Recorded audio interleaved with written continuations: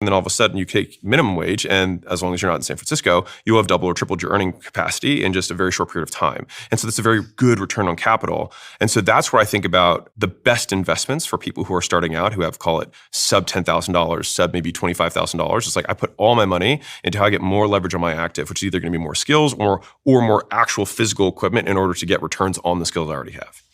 Interesting. More leverage on my time.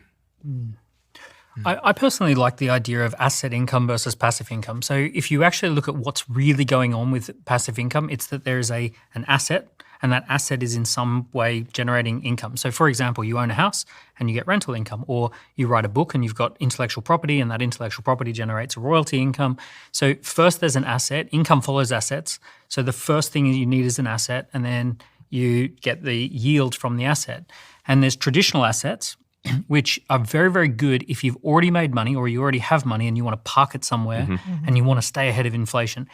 Traditional assets are terrible for trying to make money. Give me an example of a traditional asset in this definition. I think of something like art, wine, and watches as more like a speculation, or perhaps a store of value. But then there's something else which is called a performance asset. And a performance asset is typically intellectual property, media, code, or data.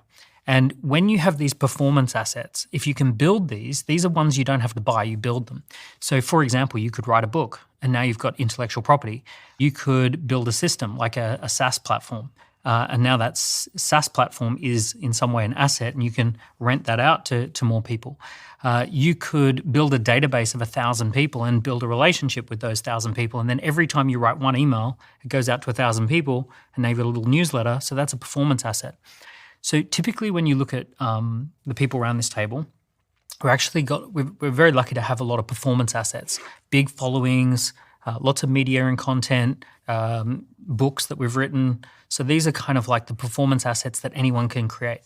It used to be, until very, very recently, that you just couldn't build assets. Like it was very, very difficult. But we live in this magical moment where almost anyone with a phone and a laptop can start creating performance assets with intellectual property, media, data, and code.